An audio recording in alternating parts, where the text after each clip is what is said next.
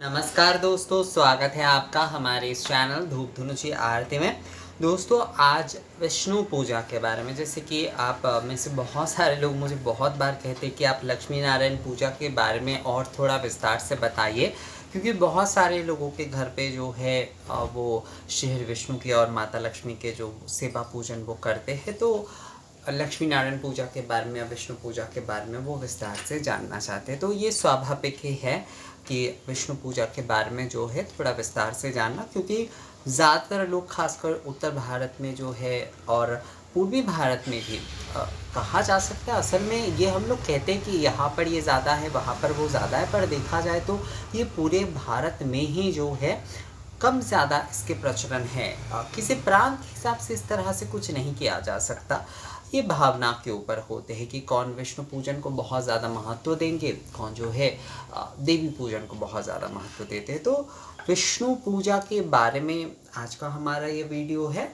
आप दक्षिण में रहते, उत्तर में रहते, पूरब में रहते, ये कोई विषय नहीं है।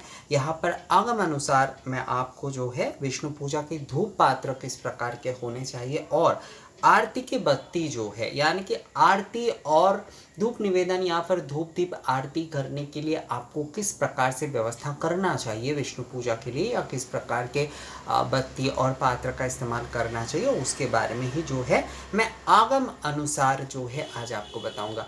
आगम जो है वो वैष्णव आगम भी होता है, और आगम जब आगम शास्त्र होता है तो उसमें आपको शाक्तागम, शैवागम, वैष्णवागम, मूल रूप से आज ये 3 प्रकार के आगम ही हैं।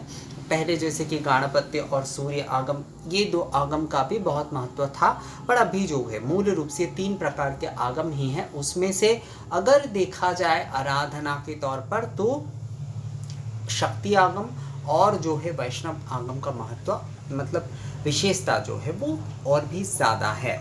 तो आगम के अनुसार कहा गया है कि काश्यादि निर्मिते पात्रे धूप गुग्गुल कर्षभाक सप्तवर्त्या च संयुक्त दीप स्याज स्याच चतुरंगुल। काश्यादि निर्मिते पात्रे धूप गुग्गुल कर्षभाक सप्तवर्त्या मतलब 7 बत्ती, सप्तवर्त्या च संयुक्त दीप स्यात् चतुरंगुल, अर्थात जो है 4 उंगली के समान एक्चुअली बत्ती होने चाहिए। आप देखेंगे कई सारे मंदिर में इस प्रकार के बत्ती बनाए जाते, जगन्नाथपुरी आदि, वहाँ पर भी इस प्रकार के बत्ती का चलन है।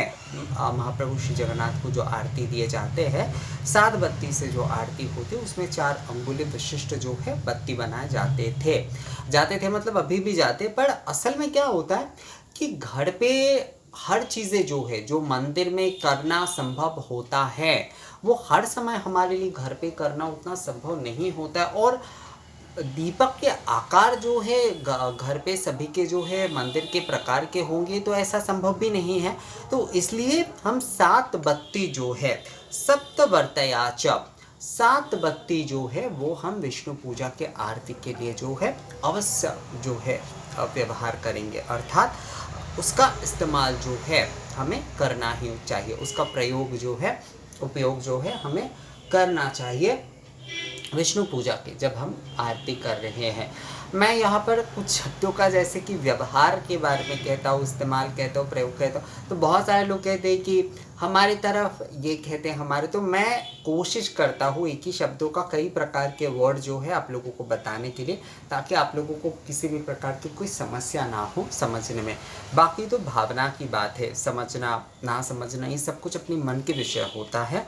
आप लोग अगर सही तरीके से मन लगाकर सुनते हैं तो विषय समझ में आ ही जाता है। शब्द जो है वो अलग अलग सभी के हो सकते हैं, पर मूल विषय सभी को समझ में आ जाता है। तो सप्तवर्त्या च संयुक्त दीप स्यात् चातुरंगुल, तो 7 बत्ती जो है, 7 बत्ती के आरती दीपक अवश्य रूप से जो है जब हम श्री हरि विष्णु के आरती कर रहे हैं तो उसमें हमें इस्तेमाल करना चाहिए। 7 बत्ती दीपक जो है वो सबसे उत्तम होता है श्री हरि के आरती के लिए। तो लक्ष्मी नारायण पूजा कर रहे हैं, आप विष्णु पूजा कर रहे हैं, कोई भी आप पूजा कर रहे हैं, वैसे सभी पूजन में ही 7 बत्ती आप 7 या 5 बत्ती जो है आप इस्तेमाल कर सकते हैं, पर विष्णु पूजन में अगर आप 7 बत्ती यानी कि सप्त आरती के जो दीपक होते हैं वो प्रज्वलित करके आप आरती करते हैं तो वो बहुत ही ज़्यादा उत्तम होता है। देखिए हमारे जो पूजा आदि है हमारे आगम में अधम, मध्यम और उत्तम के बारे में कहा गया है। तो अधम मध्यम भी अगर आप करते हैं, मतलब आपके पास सप्तबाती नहीं है तो आप पंचबाती से कर रहे हैं, तो इसमें कोई गलत विषय नहीं है। पर अधम से मध्यम, मध्यम से उत्तम जो है, हमें हमेशा जो है उत्तम की तरफ जाना चाहिए। हमारी चेष्टा जो है वो रहना चाहिए कि हम जो है उत्तम से ही प्रभु के या फिर ईश्वर के आराधना जो है करें। तो इसलिए जो है 7 बत्ती जो है वो उत्तम आराधना के प्रतीक है। पर ऐसा नहीं कि आप 5 से करेंगे तो ये कुछ गलत होगा, पर उत्तम के लिए जो है 7 बत्ती से अगर आप श्रीहरि की आरती करते हैं, सप्तघृत बत्ती से जो है शुद्ध गाय के घी के बत्ती जलाकर प्रज्वलन करके अगर आप आरती करते हैं श्री हरि विष्णु के 7 बत्ती से, तो वो बहुत ही अच्छा होता है। और धूप के लिए कहा गया है कि गुग्गुल आदि जो धूप होंगे वो जो है गुग्गुल कर्षभाग, कर्षभाग मतलब होता है, मतलब उसे एक कटोरी टाइप बोले जा सकता है, मतलब एक छोटे कटोरी का एक कर्ष भाग, इस प्रकार का, जैसे हम दिखाते हैं ना ग्रास जैसे कि कहते हैं, हम ग्रास मुद्रा जैसे प्रदर्शन करते हैं तो उस समय पंच वायु मुद्रा में जैसे कि ग्रास मुद्रा आदि, तो इस प्रकार का, इस हिसाब से एक कर्ष जो होता है। तो गुग्गुल आदि धूप सामग्री आदि जो है वो एक कर्ष जो है। कांसादि निर्मित पात्र, कांसे के बने हुए धूप पात्र में अगर आप इस करते हैं तो वो बहुत ही ज़्यादा अच्छा होता है। चाहे आप धूप निवेदन में कर रहे हैं, धूप सेवा में कर रहे हैं, आरती में जो है आप कर रहे हैं, तो श्री हरि को कांस निर्मित धूप पात्र जो है वो बहुत ही प्रिय है। बहुत जगह पर बहुत जन जो है इस बारे में कहते हैं कि कांस्य पात्र को जैसे कि झूठा कहा जाता है, कांस्य पात्र का इस्तेमाल नहीं होता है। हाँ, कांस्य पात्र का बहुत जगह पर इस्तेमाल नहीं होता है, वो जल के लिए। जल कभी भी कांस्य पात्र में नहीं दिया जाता है, जल जो है वो कांस्य पात्र में नहीं देना चाहिए। इसके पीछे कई सारे कारण हैं, मैं वो सारे यहाँ पर बोलने जाऊँगा तो वो बहुत विस्तृत हो जाएगा। और इस कारण से फल आदि भी, क्योंकि फल में जो है जल आदि के भाग ही होते हैं, तो इसलिए जो है फल आदि जो है वो कांस्य पात्र में नहीं दिए जाते। भोग जब लगाए जा रहे हैं तो कांस्य पात्र में नहीं दिए जाते, पत्थर के थाली आदि में दिए जाते हैं।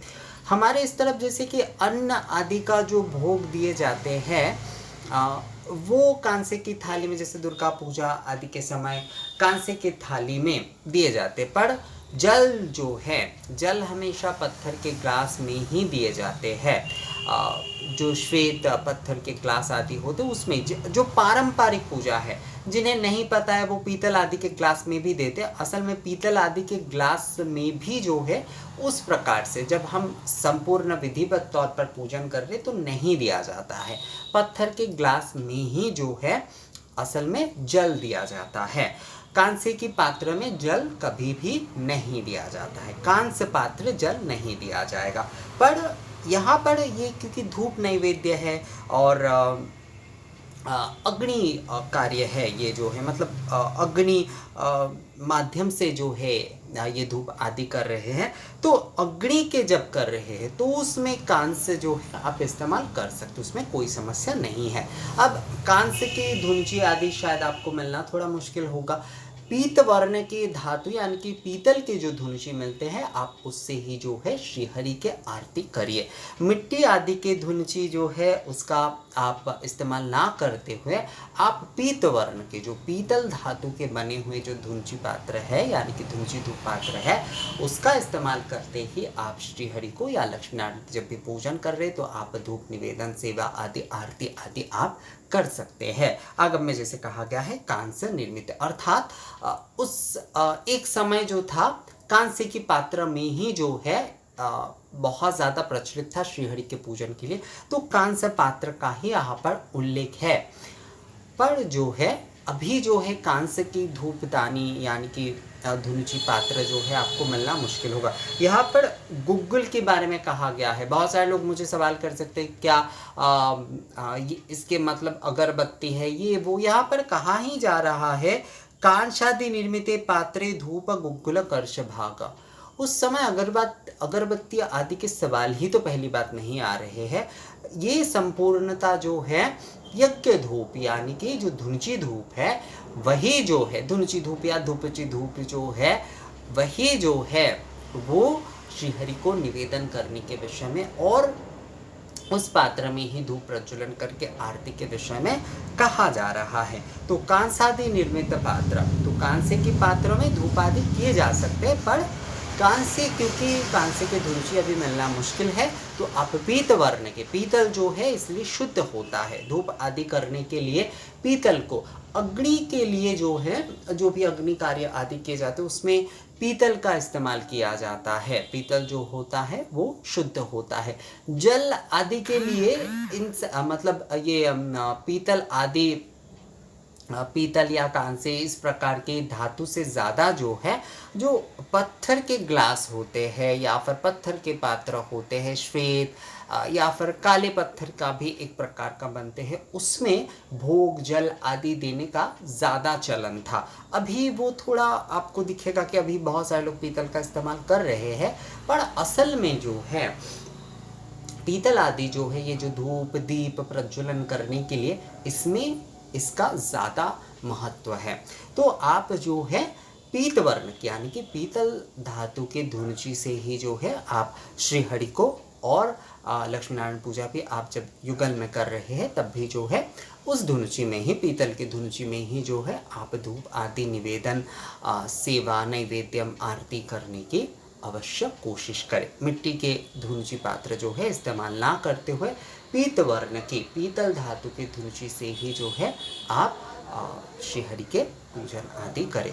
तो मुझे लगता है दोस्तों आगम अनुसार जो है धूप पात्र के विषय में और साथ साथ कितने बत्तियों से श्रीहरि के आरती करने चाहिए, पीत वर्ण के धातु के धुनुची से जो है आप श्रीहरि के आरती पूजन नैवेद्यम आदि करिए, धूप नैवेद्यम आदि, और 7 बत्ती वाले दीपक से जो है आप श्रीहरि के आरती करिए। दीप आरती दीपाराधना जो कुछ भी आप कर रहे हैं वो आपको करना चाहिए। तो ये वीडियो कैसा लगा मुझे कमेंट्स करके ज़रूर बताइएगा। अगर ये वीडियो अच्छा लगा है तो इसे लाइक और शेयर भी ज़रूर कर दीजिएगा। मिलते हैं आपसे अगले वीडियो में, तब तक के लिए नमस्कार।